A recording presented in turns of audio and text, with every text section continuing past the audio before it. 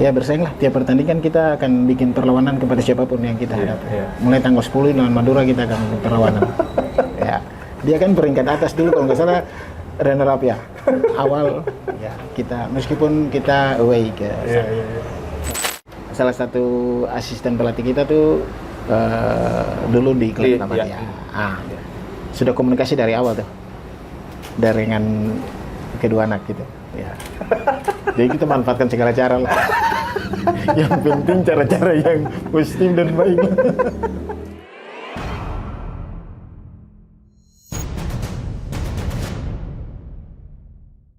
Kemudian Pak Doni, bagaimana melihat peta kekuatan di Liga 1 musim ini? Yang pasti kami harus sadari lah, kami baru. Baru. Banyak tim mapan. Kesiapan tim juga tergantung dari kemapanan. Kalau saya sih, bukan soal materi pemain sih memang, materi pemain. Tapi bagaimana dia bisa menguasai, ya. Contoh di luar lah, Paris Saint-Germain itu kurang punya apa? Iya, betul. Iya, kayaknya kayak apa gitu. Semua pemain top, tapi untuk level tertinggi masih kalah dengan klub-klub lain. Nah itu yang harus kita lihat di Liga 1. Tim-tim yang sudah mapan itu tim-tim yang lama. Nah, kita sadari bahwa kita baru, tapi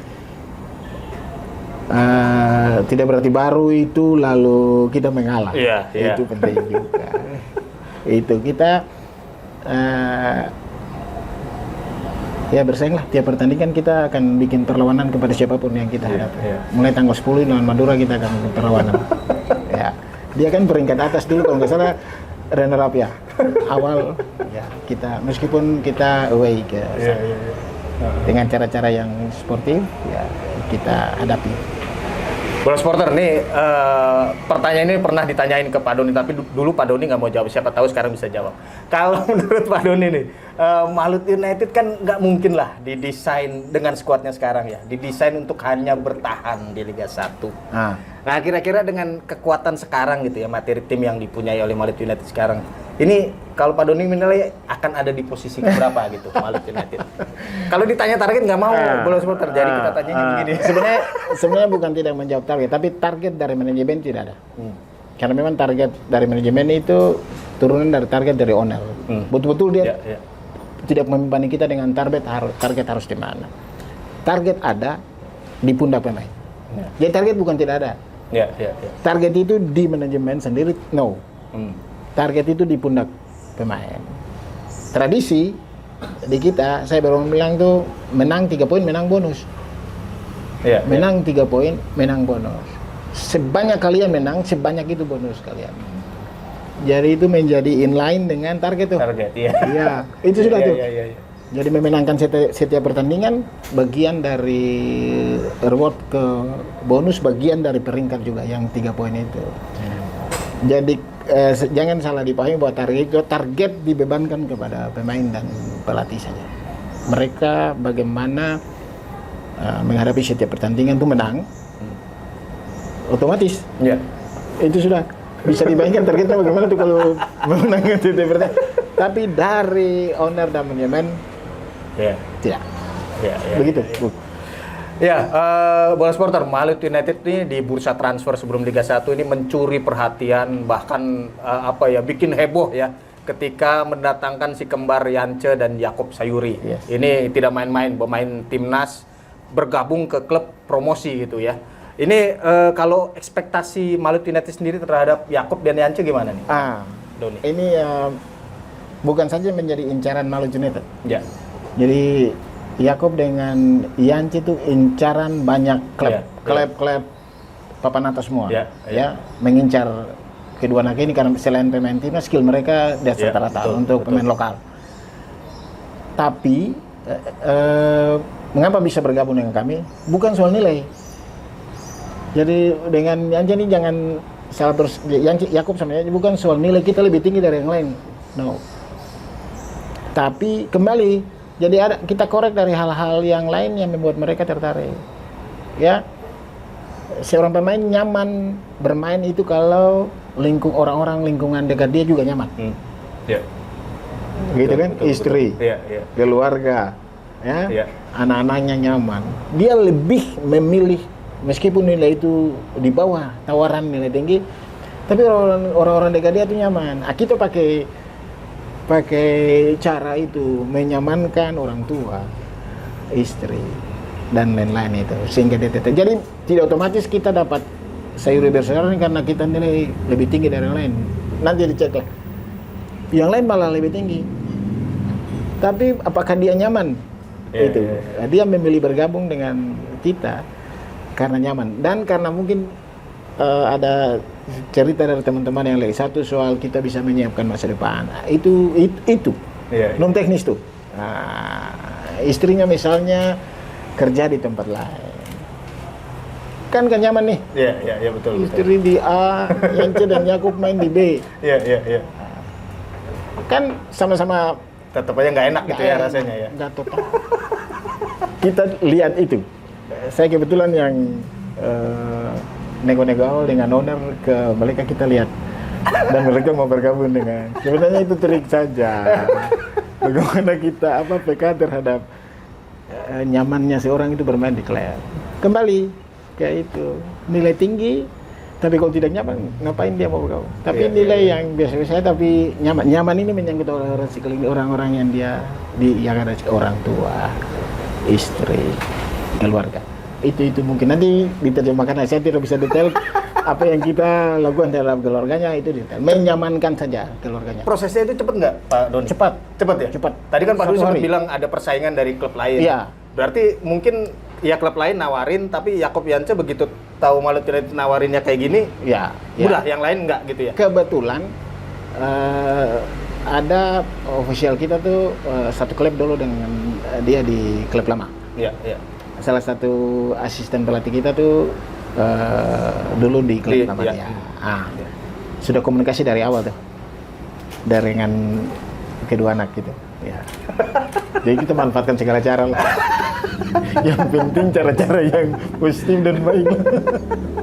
Ya, tapi apa kemudian harapan Malut United terhadap kehadiran Yance dan Yakub ini mungkin sedikit lebih besar daripada pemain lain mengingat status mereka sebagai pemain timnas. Apakah demikian atau gimana, Pak? Itu teknis. Di mata pelatih semua pemain tidak di kita tidak pemain bintang. Di mata pelatih saya kutip Coach Imran itu sama Coach itu tidak ada pemain, semua disamaratakan. Tapi memang kembali ke skill masing-masing. Kalau yang lebih bisa mengangkat tim ya itu yang menjadi pilihan mereka untuk starting 11 begitu. Karena memang kan pemain timnas. Dan memang skillnya di atas rata-rata pemain lokal. Betul. Tapi kalau bintang enggak, semua pemain sama. Kemudian Pak Don, sekarang Malut United akan bermain di Liga 1. Kemungkinan nanti pemain-pemainnya dilirik sama tim nasional ini kan akan semakin besar. Kita lihat di Liga 2 aja kemarin Pram sudah mulai dipanggil ke timnas junior ya. Sekarang ada Yakub, Yance, dan mungkin juga kalau nanti seiring perjalanan prestasi Malut juga memuaskan, mungkin pemain-pemain lain juga akan ditarik ke timnas. Ini bagaimana kemungkinan sikap Malut terhadap kemungkinan ini pemain-pemainnya dipanggil ke timnas? 100% kita dukung timnas. Kita mengutamakan kepentingan timnas, mengutamakan kepentingan negara. Kita yang tadi kita kan tidak ada punya target kembali dari manajemen target ke mereka lah. Jadi kalau itu urusan negara nomor 1. Berangkatlah. Kemudian Pak Don, bagaimana cara Malut United mengejar klub licensing? Kan belum ya sejauh ini penting. Jadi kita kalau nggak salah di antara 10 tim yang harus belum lulus lah. Iya, betul. Hal yang penting soal yang kita lagi rintis nih akademi. Banyak 16, 18, 20. Itu sudah kita bangun. Dan kalau nggak 5 faktor, 4 faktor yang lain juga administrasi lah. Kayak status hukum, lalu transparansi keuangan. Tapi yang paling penting itu soal sarana prasarana stadion, itu yang satu juga, dan ini akademinya. Akademi sudah kita siapkan. Kita punya asisten pelatih kiper dulu Hengki Oba, kita oper ke direktur akademi. Sekarang lagi diseleksi, akan dipusatkan di Tidore.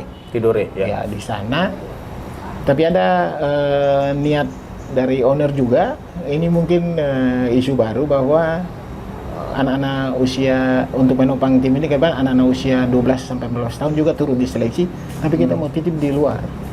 Oh, iya. Kita mau titip di klub-klub luar. Iya. Jadi mereka magang di sana, tidak perlu kembali ke Maluku.